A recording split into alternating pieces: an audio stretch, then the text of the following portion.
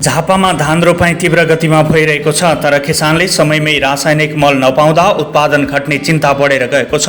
अर्कोतर्फ तीव्र शहरीकरणका कारण खेतीयोग्य जमिन पनि वर्षेनी घट्दै गएको छ। निर्वाचनका बेला झापासहित पूर्वी नेपाललाई देशको अन्न भण्डार भन्दै कृषि सुधारको प्रतिबद्धता व्यक्त गरिएको थियो, तर सरकार गठन भएको करिब 4 महिना बित्न लाग्दा पनि किसानले आवश्यक रासायनिक मल समयमै पाउन सकेका छैनन्। मल अभावकै बीच झापाका किसान अहिले धान रोपाईमा व्यस्त रहेका छन्। नेपालकै प्रमुख धान उत्पादन गर्ने जिल्लामध्ये झापामा यति बेला दोहोरो चुनौती देखा परेको छ। एकातिर धान रोपाईको मुख्य सिजनमै युरिया र डिएपी मलको चरम अभाव रहेको छ भने अर्कोतिर तीव्र शहरीकरण र अव्यवस्थित प्लटिङका कारण खेतीयोग्य जमिन निरन्तर घटिरहेको छ। कृषि ज्ञान केन्द्र झापाका प्रमुख सागर विष्टका अनुसार जिल्लामा धान बालीका लागि 13,000 देखि 14,000 मेट्रिक टन युरिया आवश्यक पर्ने भए पनि हालसम्म जम्मा 2,400 मेट्रिक टन मात्रै उपलब्ध भएको छ। त्यस्तै 8,000 मेट्रिक टन डिएपी आवश्यक रहेकोमा करिब 2,500 मेट्रिक टन मात्रै आपूर्ति भएको छ। माग र आपूर्ति बीचको ठूलो अन्तरले किसानमा उत्पादन घट्ने चिन्ता बढेर गएको छ। उपलब्धतामा चाहिँ हाम्रोमा अब चाहिँ मल आयातित मल हो, त्यो हुँदाखेरि मलको चाहिँ समस्या अलि अगाडिदेखि नै चाहिँ कृषकहरूले भोग्दै आउनु भएको छ। र अहिले पछिल्लो समयको तथ्याङ्क हेर्ने हो भने चाहिँ वैशाखदेखि यता, वैशाख महिनाको चाहिँ बीचदेखि यता अहिले जुन यो असारको अस्ति चाहिँ 4-5 गतेसम्म चाहिँ झापा जिल्लालाई प्रदेश मन्त्रालय मार्फत प्राप्त भएको कोटा भनेको करिब चाहिँ 2,400 टन युरिया र चाहिँ त्यही हाराहारीमा चाहिँ 2,400-2,500 टन हाराहारीमा चाहिँ डिएपीको कोटा प्राप्त भएको छ होइन। तर हाम्रो आवश्यकता भनेको अलिक बढी छ, करिब 13,000 टन चाहिँ 13-14,000 मेट्रिक टन चाहिँ युरिया धानको लागि र चाहिँ 8,000 मेट्रिक टन चाहिँ डिएपीको आवश्यकता हो। त्यो हुँदाखेरि करिब चाहिँ फेरि जुन प्राप्त भएको मल पनि चाहिँ सबै धानमा मात्रै प्रयोग हुँदैन, अन्य बालीहरूमा पनि प्रयोग हुन्छ। र अहिलेको यो चाहिँ धानकै सिजनलाई लक्षित गरेर हेर्ने हो भने चाहिँ माग र आपूर्तिमा चाहिँ फरक देखिन्छ होइन। अब चाहिँ यो चाहिँ केन्द्र स्तरमै आपूर्ति नभइसकेपछि तल मल चाहिँ पर्याप्त मात्रामा आउने कुरा भएन। मलको चाहिँ कृषकहरूले पनि समस्या चाहिँ भोग्नुभएकै हो।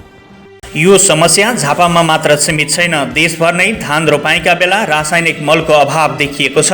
सीमावर्ती क्षेत्रका किसान भारतसम्म मल खोज्न पुग्ने अवस्था बनेको छ भने सीमा क्षेत्रमा कडाई भएपछि उनीहरूको समस्या झनै बढेर गएको छ।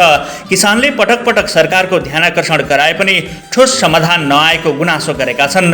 संसदमा समेत सत्तापक्ष र प्रतिपक्षका सांसदहरूले सरकारसँग मलको उपलब्धताबारे प्रश्न उठाइरहेका छन्। मलको अभावका बीच पनि झापामा धान रोपाई भने रोकिएको छैन।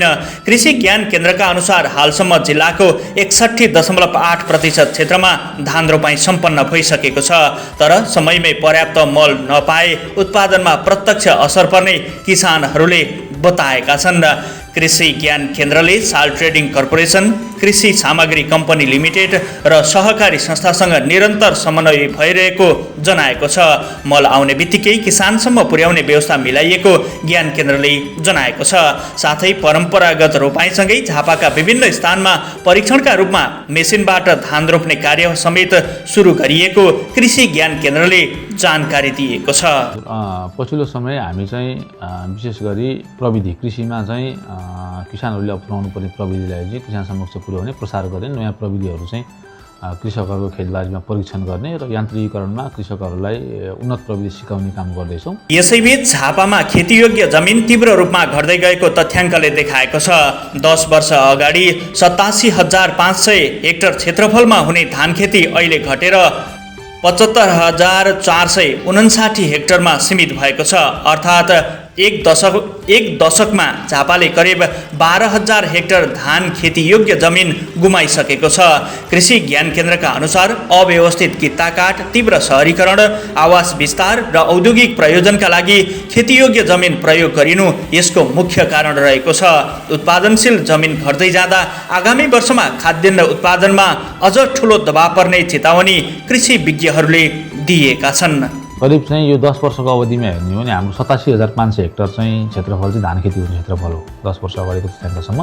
त्यो घट्दै घट्दै आएर अहिले तपाईँको चाहिँ 75,459मा छ। करिब 8,000 देखि 10,000 करिब झन्डै 11-12 हजार हेक्टर चाहिँ हामीले धान खेती लस गऱ्यौँ। यसैबीच हालसम्म बुद्ध शान्ति, अर्जुनधारा, कचनकवल, कन्काई, कमल, दमक, गौराद र गौरीगञ्जले आफ्नो कोटाको मल उठाइसकेको बताइएको छ। मेचीनगर, बिर्तामोड, हल्दीबारी, झापा गाउँपालिका, भद्रपुर र शिव शताक्षीमा भने केही परिणाम अझै ढुवानी हुन बाँकी रहेको साल ट्रेडिङ बिर्तामोडका प्रमुख विष्णुप्रसाद नेउपानेले जानकारी दिएका छन्। वितरणको प्रक्रिया चाहिँ हामीलाई सङ्घीय मन्त्रालयबाट प्रदेश मन्त्रालयमा निर्देशन आउँछ।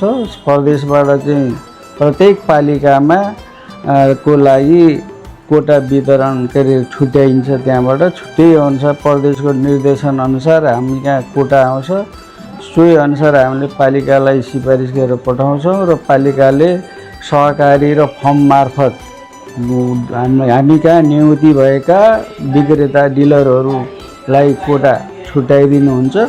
सोही अनुसार नै हामीले चाहिँ उहाँहरूले छुट्याएको कोटा अनुसार हामीले डिलर मार्फतै बिक्री वितरण गरिरहेछौँ। गत वर्षको हकमा urea 3617.65 metric ton, DAP 1933.45 metric ton र पोटास 246 मेट्रिक टन बिक्री भएको र यस आर्थिक वर्षमा urea 3316.45 metric ton, DAP 4920.30 metric ton र पोटास 424.5 मेट्रिक टन बिक्री अहिले हिजोको मितिसम्म बिक्री भएको ब्यौरा यहाँलाई जानकारी गराउँछु। देशकै उर्वर कृषि जिल्ला झापामा समयमै मल आपूर्ति हुन नसक्नु र खेतीयोग्य जमिन निरन्तर घट्दै जानुले आगामी वर्षमा कृषि उत्पादन र खाद्य सुरक्षामाथि गम्भीर चुनौती थपिने सङ्केत देखा परेको छ। धान उत्पादनमा अग्रणी मानिने झापामा मल अभाव र खेतीयोग्य जमिनको घट्दो अवस्था समाधान हुन नसके कृषि उत्पादनमा मात्र होइन समग्र खाद्य सुरक्षामै दीर्घकालीन असर पर्ने देखिएको छ। अब सरकारका प्रतिबद्धता व्यवहारमा कति छिटो कार्यान्वयन हुन्छन् भन्नेमा किसानको भरोसा रहेको छ।